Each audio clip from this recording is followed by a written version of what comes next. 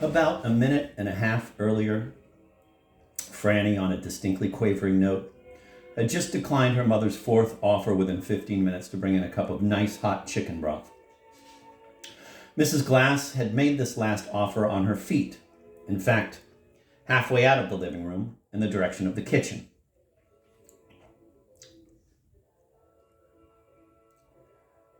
Looking rather grim with optimism.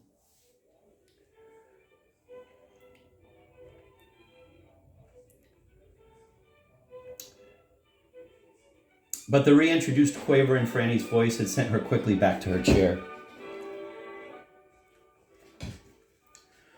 Mrs. Glass's chair was, of course, on Franny's side of the living room.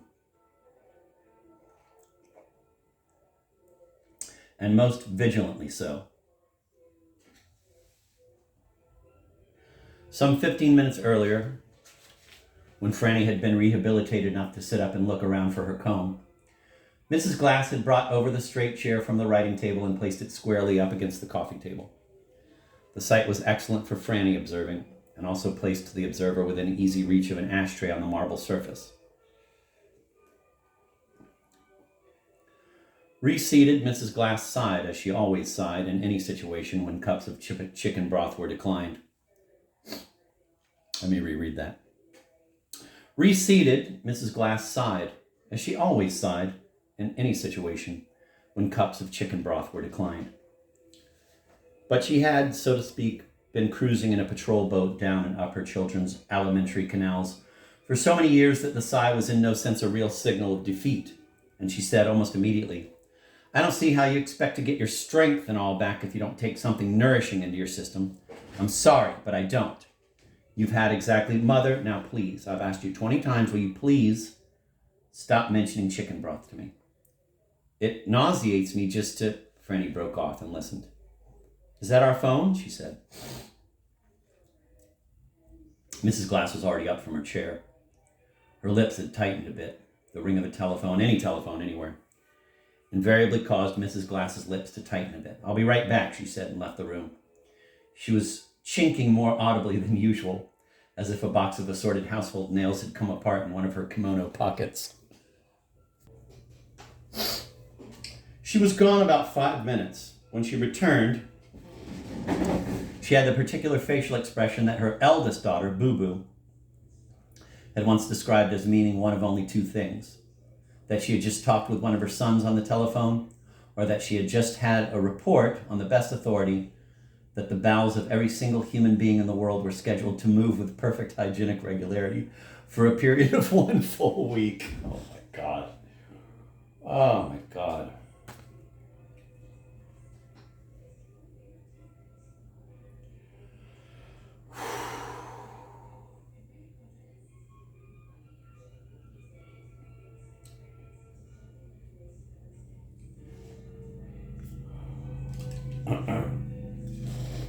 I'm sorry, I'm going to reread that too. She was gone about 5 minutes. When she returned, she had the particular facial expression that her eldest daughter, Boo Boo, had once described as meaning one of only two things: that she had just talked with one of her sons on the telephone, or that she had just had a report on the best authority that the bowels of every single human being in the world were scheduled to move with perfect hygienic regularity for a period of 1 full week. That's Buddy on the phone, she announced as she came into the room. From a habit of several years standing, she suppressed any small token of pleasure that might have slipped into her voice. Franny's visible reaction to this news was considerably less than enthusiastic. She looked, in fact, nervous. Where's he phoning from? She said. I didn't even ask him. He sounds as though he has a horrible cold. Mrs. Glass didn't sit down. She hovered. Hurry up now, young lady. He wants to talk to you. Did he say so? Certainly he said so. Hurry up now. Put your slippers on. Franny let herself out of the pink sheets and the pale blue afghan. She sat pale and a bit obviously stalling on the couch edge, looking up at her mother, her feet fished around for her slippers. What did you tell him? She asked nervously. Just kindly go to the phone, please, young lady, Mrs. Glass said evasively. Just hurry a little, for goodness sake. I suppose you told him I'm at death's door or something, Franny said. There was no reply to this. She stood up from the couch, not so fragilely as a post-operative convalescent might have, but with just a trace of timidity and caution, as if she expected, and perhaps rather hoped, to feel a trifle dizzy.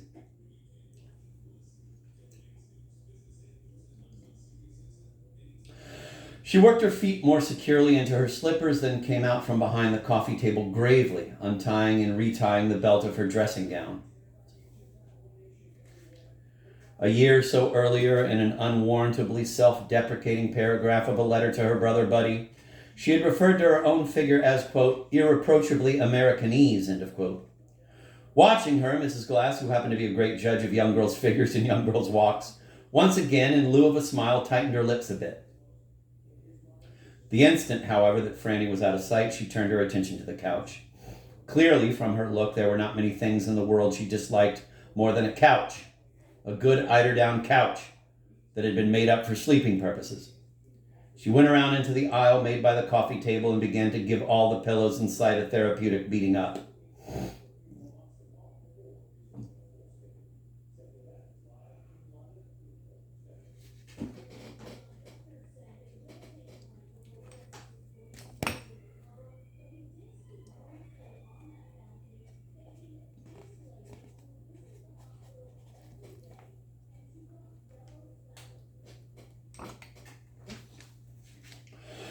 Franny, in transit, ignored the telephone in the hall. She evidently preferred to take the longish walk down the hall to her parents' bedroom, where the more popular phone in the apartment was located. Although there was nothing markedly peculiar about her gait as she moved through the hall. She neither dallied nor quite hurried. She was nonetheless very peculiarly transformed as she moved. She appeared vividly to grow younger with each step. Possibly long halls, plus the after effects of tears, plus the ring of a telephone, plus the smell of fresh paint, plus newspapers underfoot. Possibly the sum of all these things was equal for her to a new doll carriage. In any case, by the time she reached her parents' bedroom door, her handsome tailored tie silk dressing gown, the emblem perhaps of all that is dormitorially chic and fatale, looked as if it had been changed into a small child's woolen bathrobe. Mr. and Mrs. Glass's bedroom reeked and even smarted of freshly painted walls. The furniture had been herded into the middle of the room and covered with canvas, old paint-flecked, organic-looking canvas. The beds, too, had been drawn in from the wall, but they had been covered with cotton bedspreads Mrs. Glass herself had provided. The phone was now on the pillow of Mrs. Glass's bed. Evidently, Mrs. Glass, too, had preferred it to the less private extension in the hall.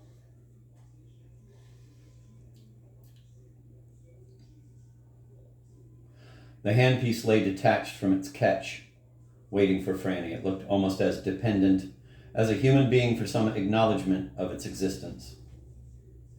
To get to it, to redeem it, Franny had to shuffle across the floor through a quantity of newspapers and sidestep an empty paint bucket.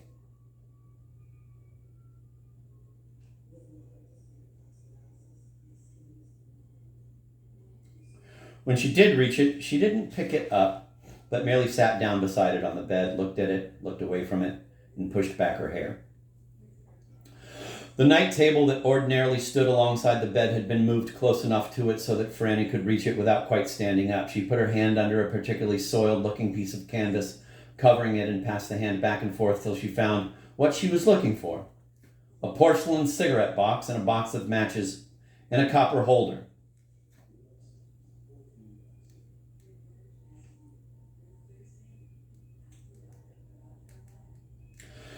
She lit a cigarette. Kind of surprised. Salinger usually says lighted a cigarette. She lighted a cigarette, but here she lit it. She lit a cigarette, then gave the phone another long, exceedingly worried look. With the exception of her late brother Seymour, it should be noted all her brothers had overly vibrant, not to say sinewy, voices on the telephone. At this hour, it was very possible that Franny felt deeply hesitant about taking a chance on just the timbre let alone the verbal content, of any of her brother's voices on the phone. However, she puffed nervously on her cigarette and, rather bravely, picked up the phone. "Hello, buddy," she said. "Hello, sweetheart. How are you? Are you all right?" "I'm fine. How are you? You sound as though you have a cold." Then, when there was no immediate response, "I suppose Bessie's been briefing you by the hour?" "Well, after a fashion, yes and no." "You know, are you all right, sweetheart?" "I'm fine." "You sound funny, though. Either you have a terrible cold or this is a terrible connection. Where are you, anyway?" "Where am I? I'm right here in my element, Flopsy." "I'm in a little haunted house down the road." "Never mind, just talk to me." Franny unplacidly crossed her legs. Unplacidly? "I don't know exactly what you'd like to talk about," she said. "What all Bessie tell you, I mean." There was a most characteristically Buddy-like pause at the other end. It was exactly the kind of pause, just a trifle rich with seniority of years, that had often tried the patience of both Franny and the virtuoso at the other end of the phone when they were small children. "Well, I'm not terribly sure what all she told me, sweetheart. Past a certain point, it's a little rude to go on listening to Bessie on the phone. I heard about the cheeseburger diet, you can be sure, and of course, the Pilgrim books. Then I think I just sat with the phone at my ear, not really listening, you know." "Oh," Franny said. She switched her cigarette over to her telephone hand and, with her free hand, reached again under the canvas cover on the night table and found a tiny ceramic ashtray, which she placed beside her on the bed. "You sound funny," she said. "Do you have a cold or what?" "I feel wonderful, sweetheart. I'm sitting here talking to you and I feel wonderful. It's a joy to hear your voice. I can't tell you." Franny once again pushed back her hair with one hand. She didn't say anything. "Flopsy, can you think of anything Bessie may have missed? You feel like talking at all?" With her fingers, Franny slightly altered the position of the tiny ashtray With her fingers, Franny slightly altered the position of the tiny ashtray beside her on the bed. "Well," she said, "I'm a little talked out, to be honest with you. Zooey's been at me all morning." "Zooey? How is he?" "How is he? He's fine. He's just tip-top. I could just murder him, that's all." "Murder him? Why?" "Why, sweetheart? Why would you murder our Zooey?" "Why? Because I just could, that's all. He's completely destructive. I've never met anyone so completely destructive in all my life. It's just so unnecessary. One minute he launches this all-out attack on the Jesus prayer, which I happen to be interested in, making you think you're some kind of neurotic nitwit for even being interested in it. And about 2 minutes later, he starts raving to you about how Jesus is the only person in the world he's ever had any respect for. Such a marvelous mind and all that. He's just so erratic. I mean, he goes around and around in such horrible circles. Tell about it. Tell about the horrible circles." Here, Franny made the mistake of giving a little exhalation of impatience. She had just inhaled cigarette smoke. She coughed.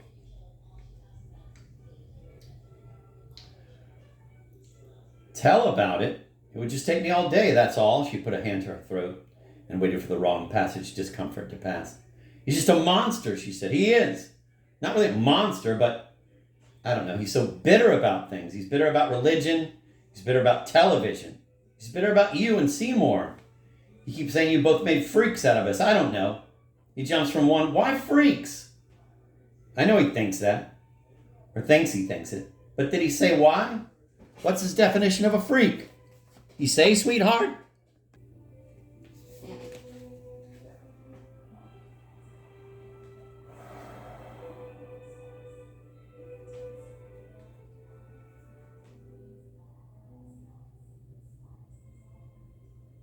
Here, Franny made the mistake of... I already read that, sorry. "Why freaks? I know he thinks that, or thinks he thinks it. But did he say why? What's his definition of a freak? You say, sweetheart?" Just here, Franny, in apparent despair at the naivete of the question, struck her forehead with her hand. Something she very probably hadn't done in 5 or 6 years. When, for example, halfway home on the Lexington Avenue bus, she discovered she had left her scarf back at the movies. "What's his definition?" she said. "He has about 40 definitions for everything. If I sound slightly unhinged, that's the reason why. 1 minute, like last night, he says we're freaks because we were brought up to have only one set of standards. 10 minutes later, he says he's a freak because he never wants to meet anybody for a drink. The only time, never wants to what? Meet anybody for a drink. Oh, he had to go out last night and meet this television writer for a drink downtown in the Village and all. That's what started it.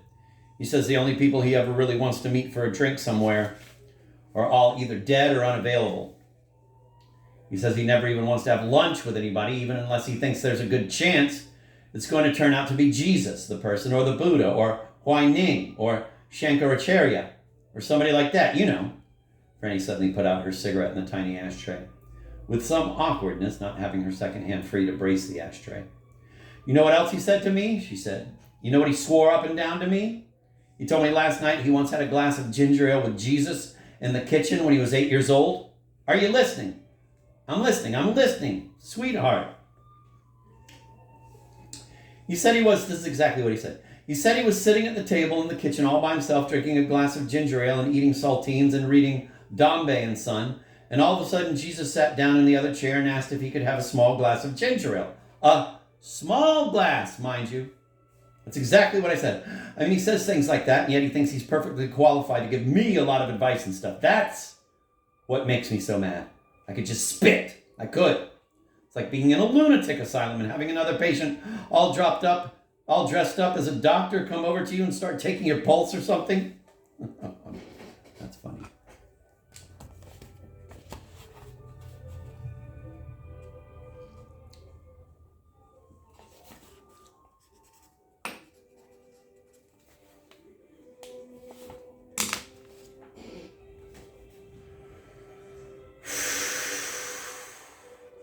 It's like being in a lunatic asylum and having another patient all dressed up as a doctor come over to you and start taking your pulse or something. It's just awful. He talks and talks and talks, and if he isn't talking, he's smoking his smelly cigars all over the house. I'm so sick of the smell of cigar smoke, I could just roll over and die. The cigars are ballast, sweetheart, sheer ballast. If he didn't have a cigar to hold on to, his feet would leave the ground. We'd never see our Zooey again. There were several experienced verbal stunt pilots in the Glass family. But this last little remark, perhaps Zooey alone, was coordinated well enough to bring in safely over a telephone.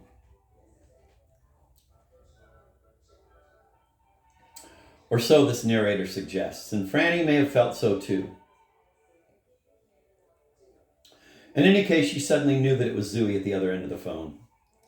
She got up slowly from the edge of the bed. All right, Zooey, she said, all right. Not quite immediately. Beg pardon? I said, all right, Zooey. Zooey? What is this? Franny, you there? I'm here. Just stop it now, please. I know it's you. What in the world are you talking about, sweetheart? What is this? Who's this Zooey?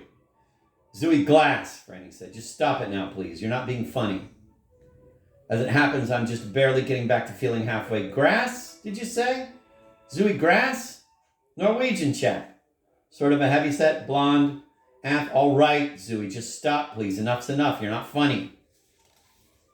In case you're interested, I'm feeling absolutely lousy, so if there's anything special you have to say to me, please hurry up and say it and leave me alone. This last emphasized word was oddly veered away from, as if the stress on it hadn't been fully intended.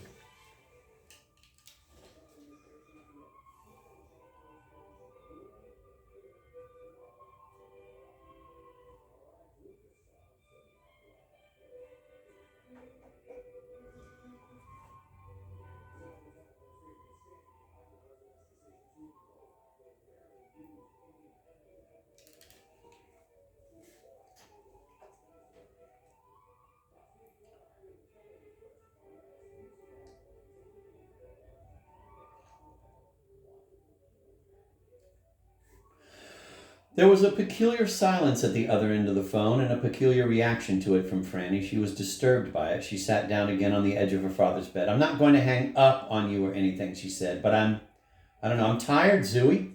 I'm just exhausted, frankly. She listened. But there was no response. She crossed her legs. You can go on like this all day, but I can't, she said.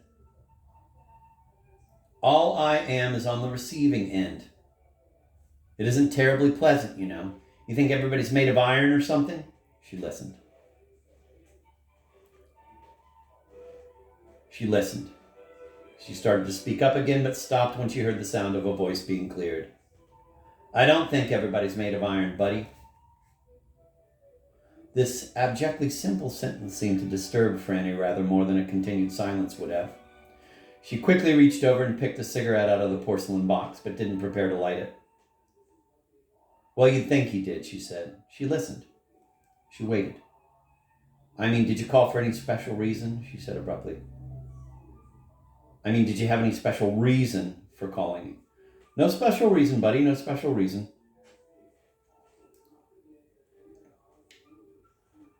Franny waited. Then the other end spoke up again.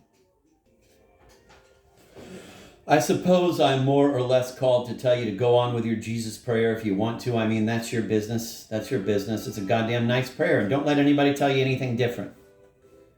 I know, Franny said. Very nervously, she reached for the box of matches. I don't think I ever really meant to try to stop you from saying it. At least I don't think I did. I don't know. I don't know what the hell was going on in my mind. There's one thing I do know for sure, though. I have no goddamn authority to be speaking up like a seer the way I have been. We've had enough goddamn seers in this family. That part bothers me. That part scares me a little bit. Franny took advantage of the slight pause that followed to straighten her back a trifle, as though, for some reason, good posture or better posture might come in handy at any moment. It scares me a little bit, but it doesn't petrify me. Let's get that straight. It doesn't petrify me, because you forget one thing, buddy. When you first felt the urge, the call to say the prayer, you didn't immediately start searching for the four corners of the world for a master. You came home. You not only came home, but you went into a goddamn collapse. So if you look at it in a certain way, by rights, you're only entitled to the low-grade spiritual counsel we're able to give you around here, and no more. At least you know there won't be any goddamn ulterior motives in this madhouse. Whatever we are, we're not fishy, buddy. Franny suddenly tried with one hand alone to get a light for her cigarette. She opened the matchbox compartment successfully, but one inept scratch of a match sent the box to the floor. She bent quickly and picked up the box and let the spilled matches lie. I'll tell you one thing, Franny. One thing I know, and don't get upset. It isn't anything bad. But if it's the religious life you want, you ought to know right now that you're missing out on every single goddamn religious action that's going on around this house. You don't even have sense enough to drink when somebody brings you a cup of consecrated chicken soup, which is the only kind of chicken soup Bessie ever brings to anybody around this madhouse. So just tell me, buddy. Even if you went out and searched the whole world for a master, some guru, some holy man, to tell you how to say your Jesus prayer properly, what good would it do you? How in hell are you going to recognize a legitimate holy man when you see one if you don't even know a cup of consecrated chicken soup when it's right in front of your nose? Can you tell me that? Franny was now sitting up rather abnormally straight. I'm just asking. I'm not trying to upset you. Am I upsetting you? Franny answered, but her answer evidently didn't carry. What? I can't hear you. I said no. Where are you calling from? Where are you now? Oh, what the hell's the difference where I am? Pierre, South Dakota, for God's sake. Listen to me, Franny. I'm sorry, don't get riled, but listen to me. I just have one or two very small things more, and then I'll quit. I promise you that. But did you know, just by the way, that Buddy and I drove up to see you in stock last summer? Did you know we saw you in Playboy of the Western World one night? One god-awful hot night, I can tell you that. But did you know we were there? An answer seemed to be called for. Franny stood up, then immediately sat down. She placed the ashtray slightly away from her as if it were very much in her way. No, I didn't, she said. Nobody said one single, no, I didn't. Well, we were. And I'll tell you, buddy, you were good. And when I say good, I mean good. You held that goddamn mess up. Even all those sunburned lobsters in the audience knew it.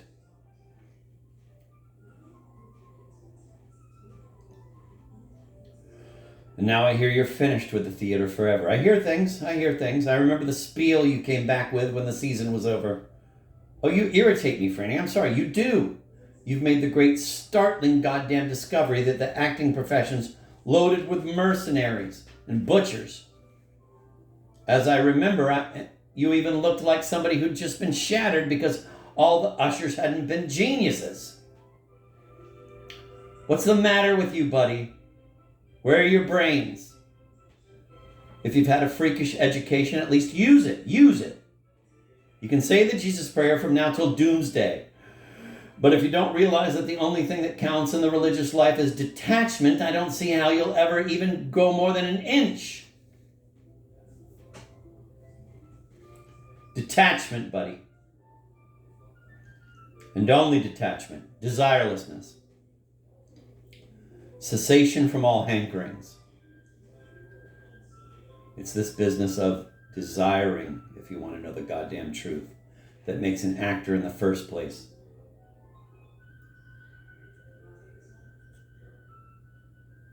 Why are you making me tell you things you already know?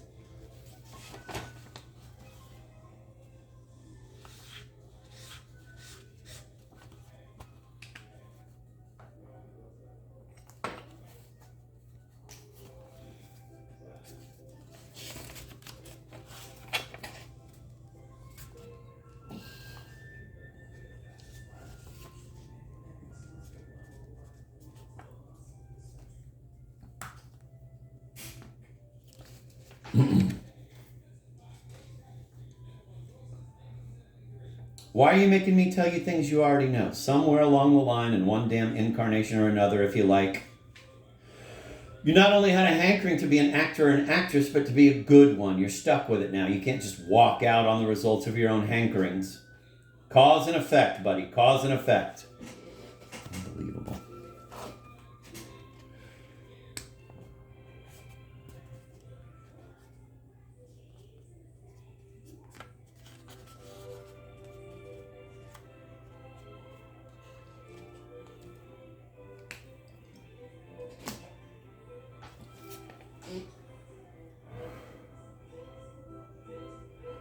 The only thing you can do now, the only religious thing you can do is act. Act for God if you want to. Be God's actress if you want to. What could be prettier? You can at least try to. If you want to. There's nothing wrong in trying. There was a slight pause. You'd better get busy though, buddy. The goddamn sands run out on you every time you turn around. I know what I'm talking about. You're lucky if you get time to sneeze in this goddamn phenomenal world. There was another slighter pause. I used to worry about that. I don't worry about it very much anymore. At least I'm still in love with Yorick's skull. At least I always have time enough to stay in love with Yorick's skull. I want an honorable goddamn skull when I'm dead, buddy. I hanker after an honorable goddamn skull like Yorick's.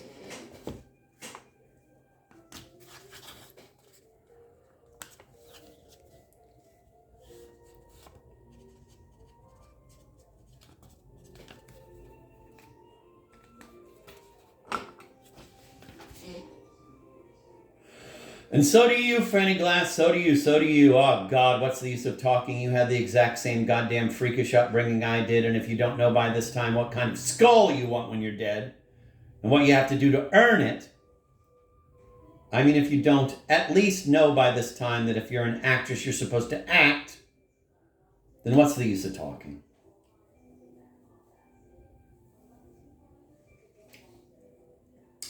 Franny was now sitting with the flat of her free hand pressed against the side of her face, like someone with an excruciating toothache. One other thing, and that's all, I promise you, but the thing is, you raved and you bitched when you came home about the stupidity of audiences. The goddamn unskilled laughter coming from the fifth row. And that's right.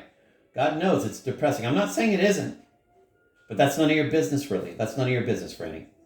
An artist's only concern is to shoot for some kind of perfection and on his own terms, not anyone else's. You have no right to think about those things, I swear to you. Not in any real sense, anyway. You know what I mean? There was a silence.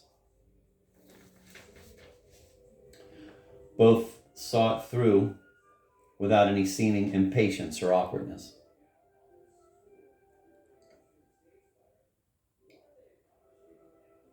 Franny still appeared to have some considerable pain on one side of her face and continued to keep her hand on it. But her expression was markedly uncomplaining.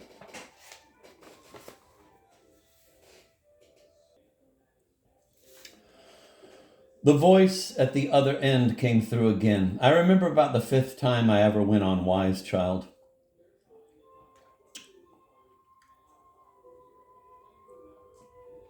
I subbed for Walt a few times when he was in a cast. Remember when he was in that cast?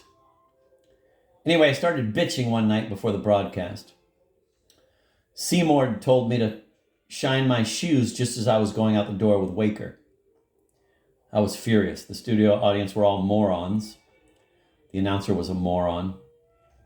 The sponsors were morons. And I just damn well wasn't going to shine my shoes for them, I told Seymour. I told Seymour they couldn't see them anyway where we sat. He said to shine them anyway. He said to shine them for the fat lady. I didn't know what the hell he was talking about, but he had a very Seymour look on his face, and so I did it. He never did tell me who the fat lady was, but I shined my shoes for the fat lady every time I ever went on the air again. All the years you and I were on the program together, if you remember. I don't think I missed more than just a couple of times. This terribly clear picture of the fat lady formed in my mind. I had her sitting on this porch all day, swatting flies, with her radio going full blast from morning till night. I figured the heat was terrible. And she probably had cancer, and I don't know. Anyway, it seemed goddamn clear why Seymour wanted me to shine my shoes when I went on the air. It made sense.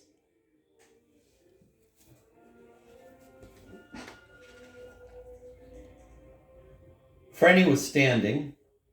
She had taken her hand away from her face to hold the phone with two hands. He told me too, she said into the phone. He told me to be funny for the fat lady once.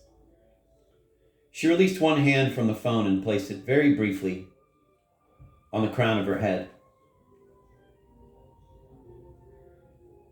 Then went back to holding the phone with both hands. I didn't ever picture her on a porch, but with very thick legs, very veiny. I had her in an awful wicker chair. She had cancer too, though. And she had the radio going full blast all day. Mine did too. Yes. All right. Let me tell you something now, buddy. Are you listening? Franny, looking extremely tense, nodded.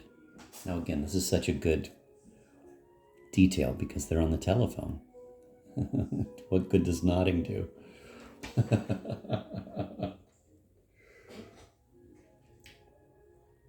I don't care where an actor acts. It can be in summer stock. It can be over a radio.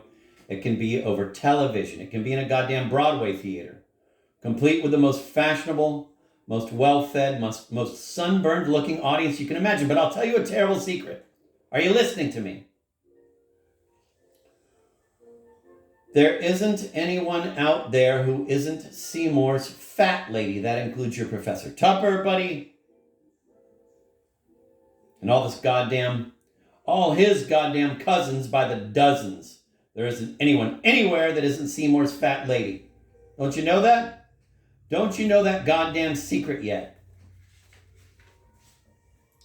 And don't you know, listen to me now, don't you know who that fat lady really is?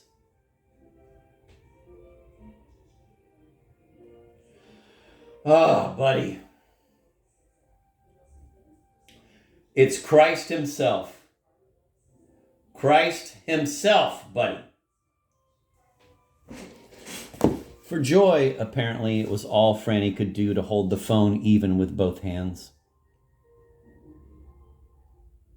For a foolish half minute or so, there were no other words, no further speech.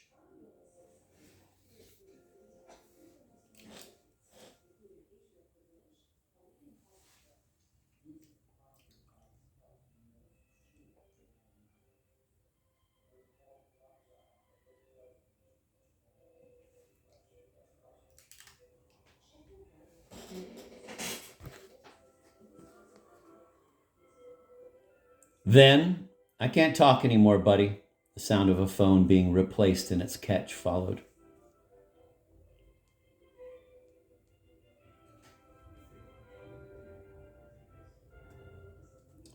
Franny took in her breath slightly, but continued to hold the phone to her ear.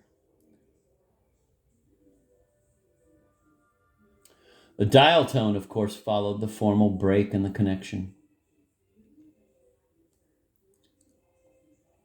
She appeared to find it extraordinarily beautiful to listen to, rather as if it were the best possible substitute for the primordial silence itself. But she seemed to know, too, when to stop listening to it, as if all of what little or much wisdom there is in the world were suddenly hers. When she had replaced the phone, she seemed to know just what to do next, too. She cleared away the smoking things, then drew back the cotton bedspread from the bed she had been sitting on, took off her slippers, and got into the bed. For some minutes, before she fell into a deep, dreamless sleep, she just lay quiet, smiling at the ceiling.